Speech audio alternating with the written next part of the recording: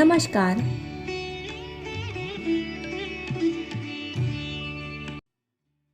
नमस्कार।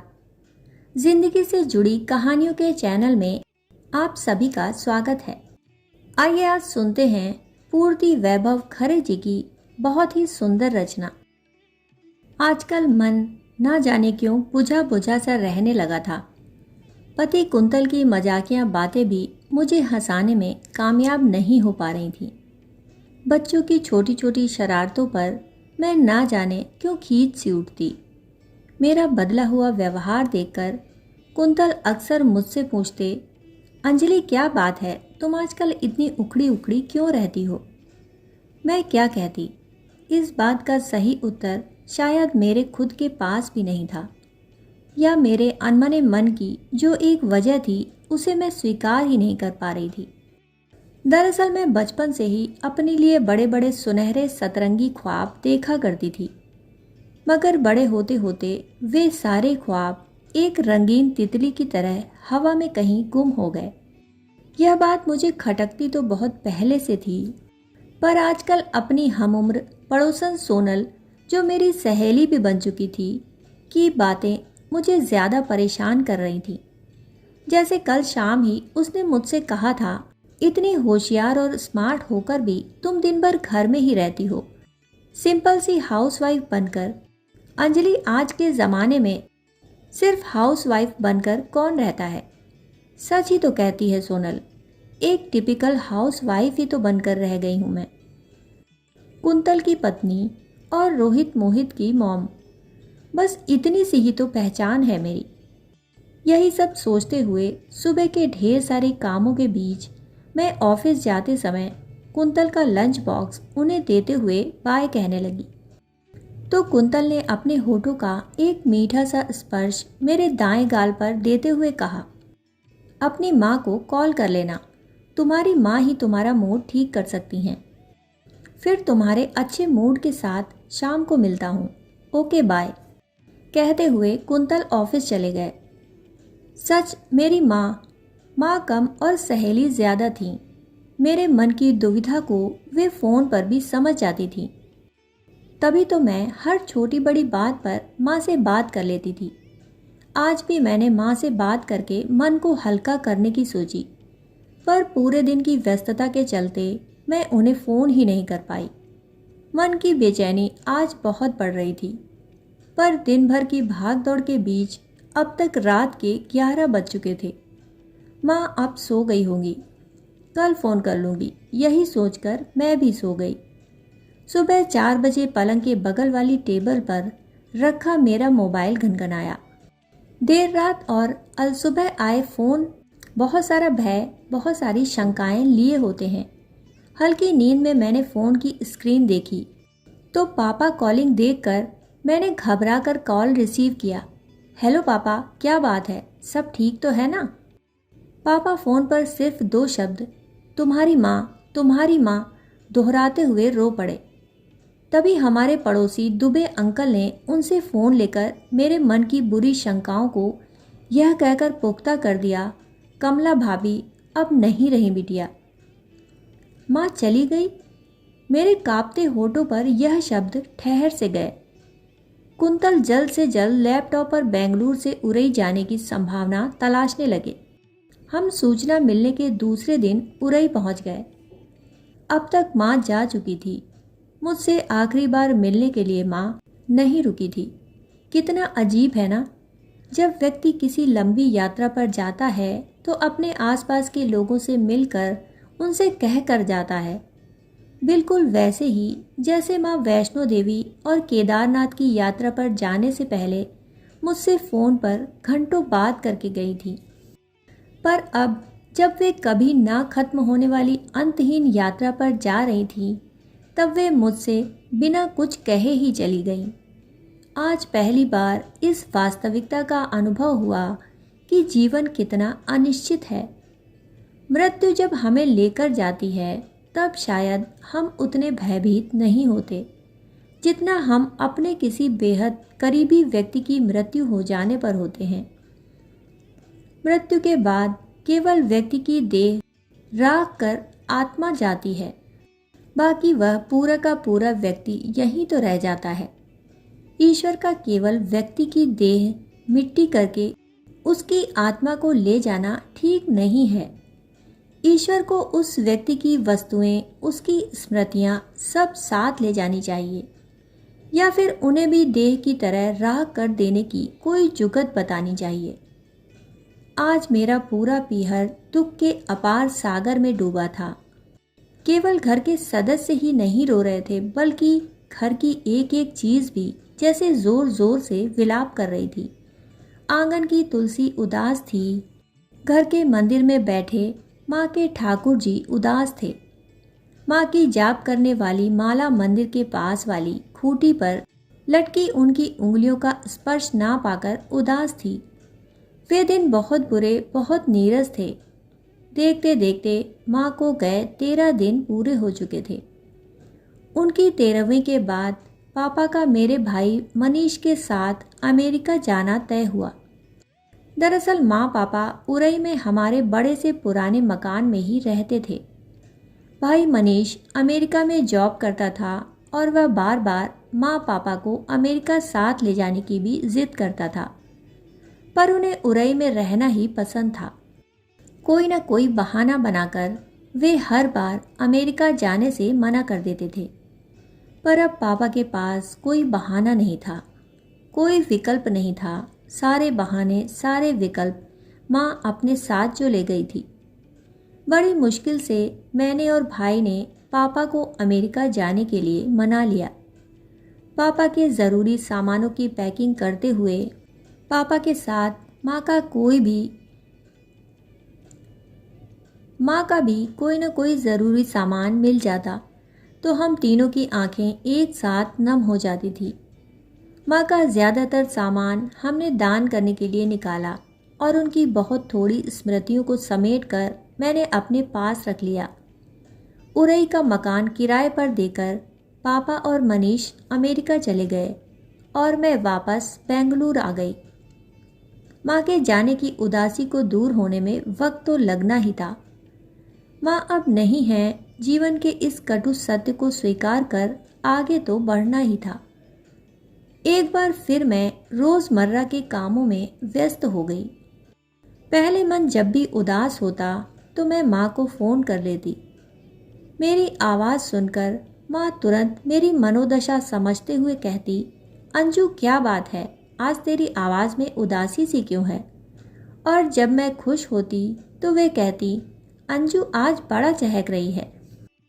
मगर अब क्या करूं, कौन समझ पाएगा मेरी मन स्थिति को? माँ की तरह अपने बच्चों का मन कौन समझ पाता है भला? कोई भी तो नहीं। यह सोचते हुए मुझे उरई से लाए माँ के सामानों की याद आई और उनके सामान को, उनकी स्मृतियों को छूकर देखने लगी। उनकी कॉटन की कलफ लगी साड़ियाँ, कुछ बनारसी तो कुछ सिल्क की साड़ियाँ, लाल हरी चूड़ियाँ, कितना कुछ था उस कार्टून में। और साथ ही उनकी पसंदीदा कुछ किताबें, जिनमें उपन्यास, कुछ कहानी संग्रह और साथ ही एक भूरी जिल्द वाली डायरी। मैंने डायरी शब्द को बुदबुदाते हुए उसे खोला तो डायरी के पहले पेज पर माँ की सुंदर लिखावट में मेरी सीक्रेट डायरी लिखा पाया। माँ डायरी लिखती थी, पर कब? मैंने खुद से सवाल करते हुए धीरे धीरे उसे पलटना शुरू किया तो पहले पन्ने पर लिखा पाया, तारीख 12 दिसंबर 2003। अंजू के ब्याह को आज 3 महीने पूरे हुए। बेटा मनीष अब अमेरिका चला गया। आज उरई में बड़ी तेज सर्दी है। आज मुझे अंजू और मनीष की बड़ी याद आ रही है।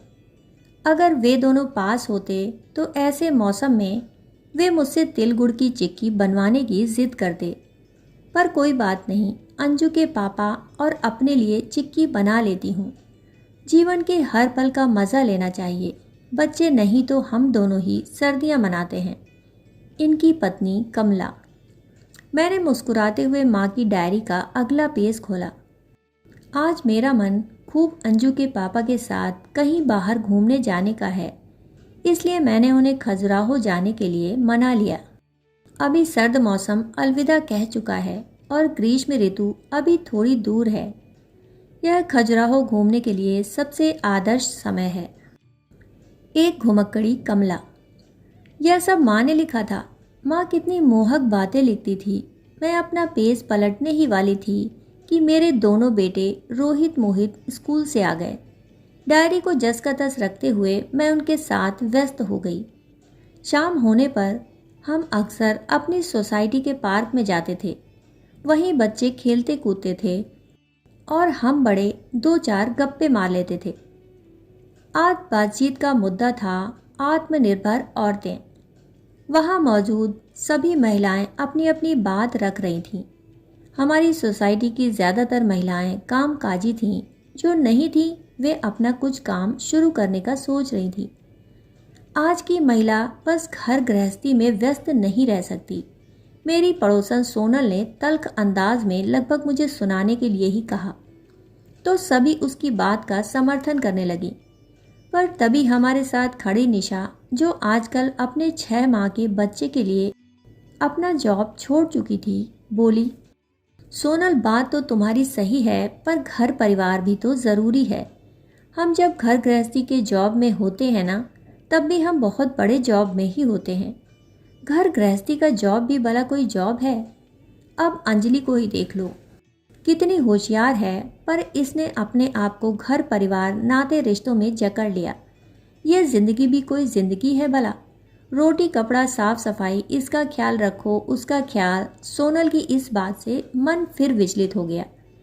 उसे बिना कोई जवाब दिए मैं घर तो आ गई, पर घर के काम मुझे अब शूल से चुभने लगे।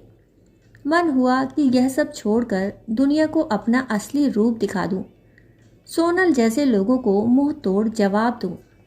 वैसे सच ही तो कहती है सोनल, आज की कोई महिला घर बैठकर सिर्फ घर गृहस्थी ही नहीं संभालती, बल्कि वह बाहर निकलकर अपना करियर भी बनाती है, अपने सपनों को पूरा करती है। ऐसे तमाम विचारों के बीच मन बहुत ज़्यादा अशांत हो चला था। मैं घर के कामों को बोझ समझने लगी। घर परिवार की जिम्मेदारियां अब मुझे चुभने लगी। अगले ही दिन अनमना सा मन लिए मैंने अपने मी टाइम में, यानी रोहित मोहित के स्कूल और कुंतल के ऑफिस जाने के बाद, माँ की डायरी को खोला। तारीख 2 अक्टूबर 2015। आज बगल में रह रही नेहा बड़ी परेशान थी। उसे गृहिणी शब्द कचोटता है। वह बाहर की दुनिया में कुछ करना चाहती है और यही सोच सोचकर वह तनाव में रहने लगी है। मैं उसे अक्सर समझाती रहती हूँ कि अगर स्त्रियों में कुछ करने की चाह है तो यह तो बहुत अच्छी बात है, पर इस बात के लिए तनाव क्यों? इसी तरह गली के पहले मकान में रह रही सरला की बहू है।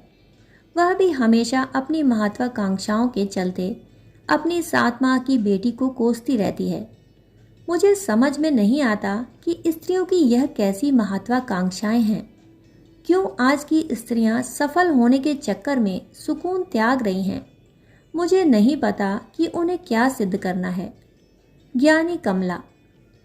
मैं मुस्कुराई और खुद को हल्का महसूस करती हुई डायरी के सबसे आखिरी पन्ने को पढ़ने लगी।